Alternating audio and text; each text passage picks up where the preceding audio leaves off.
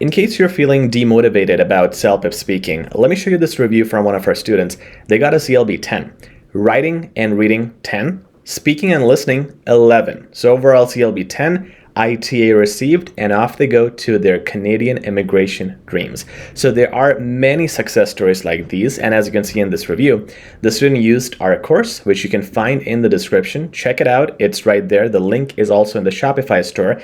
Once you access it, you can get on a journey towards achieving and guaranteeing yourself a high score, especially in something like speaking. And in today's video, we'll cover speaking parts 6 and 7. Because this is where a lot of students lose marks. So we'll talk about some very important strategies, some words and phrases, how you could generate points for these two questions, and that'll allow you to do really well here.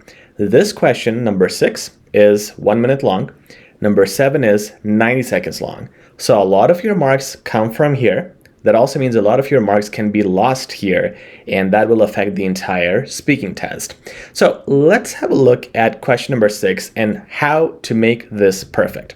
The question says, your boss wants to downsize the company in order to make more profits, but the employees are definitely not on board with the idea.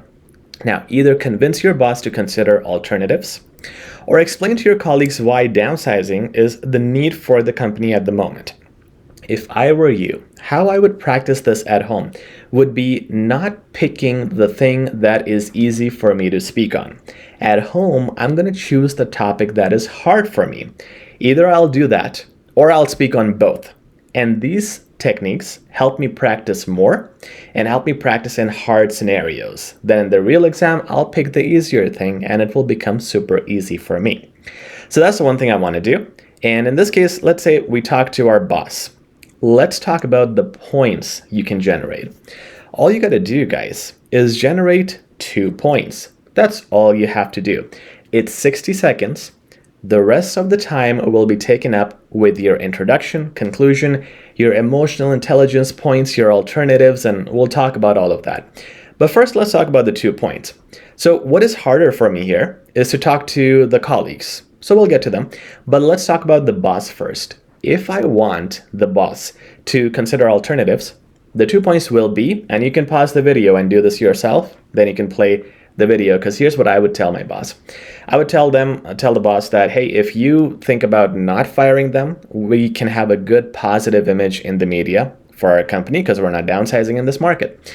And the other positive point for the boss would be to probably give employees more tasks so we can get more admin work done instead of firing them and getting less work done. So we could be more productive. Those would be my 2 points. Similarly with the colleagues, if I'm advising them that they should actually leave the job, here alternatives are really tough because we're telling them, hey, you should be okay getting terminated. So what happens when you get terminated? You get benefits. So that's going to be 1 point. Hey, you're going to get a good severance package. Number 2 is right now there are job openings. There are vacancies all around, so you can apply in other places. So you are more than welcome to make up points. If you cannot generate points, like in these cases where it's really hard, you can make up points. Similarly here, when we talk about increasing the workload for our existing employees and that can lead to more profits, that is something we're assuming, and that's okay. You're more than welcome to assume. The actual points should just make sense. The quality of your overall speech, language is what's being judged. Okay, so one thing I do at home is practice how many points I can generate, and 2 are enough, but at home you can even practice 5 or 6 to practice brainstorming. Now let's have a look at the structure for speaking part 6. What you got to do first is greeting, just like in every question in CELPIP where you're talking to a person. So in this case, hey boss, how are you doing? Or hello, take a name, Alexander. How's your day been? Listen, I wanted to talk to you about something. And this is where you go with I understand. I understand is where you're going to show your emotional intelligence. So I understand, sir, that you wanted to downsize the company, which is the need considering financial reports. However, I suggest. So first you acknowledge the question, you kind of paraphrase the question. Then you say however or nevertheless. Give your 2 points as we discussed. Now give an alternative. So this is again a point where you show your emotional intelligence and you conclude it even before the ending, you concluded with something positive at the end. So in this case, I'll be telling my boss, we could try to make our image even better by increasing productivity and increasing profits. How does that sound instead of downsizing and going backwards? So that would be the alternative there. And in this case with colleagues, my alternative would be that you might find better jobs after your termination. Right now, there are a lot of opportunities for new CEOs. So that would be their alternative. And what we're doing here is, after acknowledging and explaining the rationale behind it, we're giving a solid conclusion like, hey, this is what we can do next. And this also shows our emotional intelligence when we communicate and give resolutions to these kinds of questions. The ending would be different every time. In this case, I would tell my boss, please let me know what you think about my proposal. With the colleagues, I'm going to say something like, I hope you guys agree with me, but I'm open to suggestions. That's it. If you want to say take care, goodbye, you can, but these are professional settings and most likely the conversation will continue. They will respond to me, so I'm not going to say take care, goodbye, but if you want to, you can. No harm there. Just watch your time.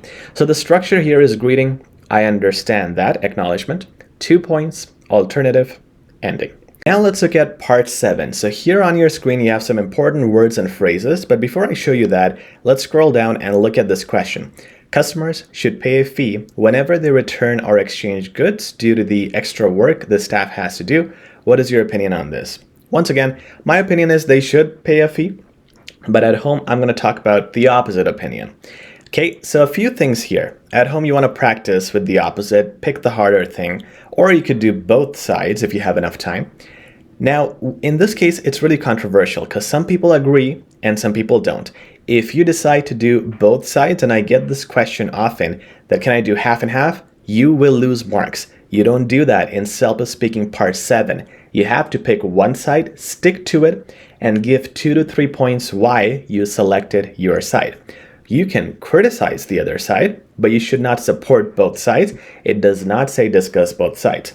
The other thing is, in today's world, the answer is actually, it depends, right? So in some returns, you have to pay a fee, for example, furniture, but on small purchases, you don't have to pay any return fee. So you cannot say that. You cannot use, again, a partial stance where you say, it depends, in some cases we should do this, in some cases we should do this. If you say that, you're not exactly giving an opinion. You're giving an answer that is confusing. So do you support it or not? The answer is not it depends. The answer is yes or no. So always have a stern opinion. It's a debate. You pick a side and you defend it endlessly and tirelessly. Now, when we say endlessly and tirelessly, it means you have to use the right words and phrases that reflect a debate. It should be strong, it should be assertive, and it should sound like you have made your point confidently. Here are the words that'll help you in doing that. So let's observe the use of them. Obviously is a good one. Surely is similar. So when you're stating your points, I'm saying that, yeah, they should return. They should pay a fee when they're returning. Obviously, this will ensure that people have a deterrent whenever they're returning because they need to respect the logistical processes that take place in the company. Surely, again, I'll use one of the two, or if I could use two, I can. Surely, this will increase sales for businesses, resulting in lesser returns. So using words like obviously and surely before you make a point shows more impact, and that gives you marks, not only for tone, but also for the usage of good connectors, good flow, and range of vocabulary, because you're using adverbs and advanced ones at that. Now, when you're adding to something positive, you want to use words like on top of that. So positive and then positive, use that. When you're saying negative things like this will be a big problem, what's worse is this will also happen.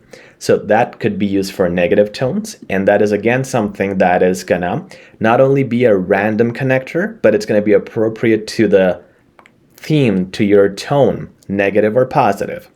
Similarly, let's take it a step further with our aggressiveness. When you want to make points that are very stern or some things to consider, like statistically. For example, I could use something like undoubtedly. I'm going to say, undoubtedly, businesses each year lose millions of dollars on returns and labor fees processing those returns. So this is something that I could state as a news item. I could state as a fact. Now, when you change it up from the random connectors to something more advanced like this, before a statistic or a made-up statistic, it shows a great level of vocabulary, range, and lexical resource. Similarly, you can use words like, it is clear that, there's no way that businesses will continue to survive in an environment where everybody's returning things. Use these words and they're highly effective communicating a good debate and a good tone. Finally, this is going to be my preferred way to finish off, to wrap it all up, because here you could use words like overall. To conclude, sure, you can use any amount of words. However, you want to make an impact, you want to be, again, stern and have a different range, as well as be unique and use something advanced to finish up. Use to wrap it all up, and then just rephrase your opinion one last time in one sentence. And that's how you're going to finish part 7. And this is how you want to attempt part 7 and 6. Guys, I hope you liked this video. Please like, share, and subscribe for more lessons. We'll talk very soon.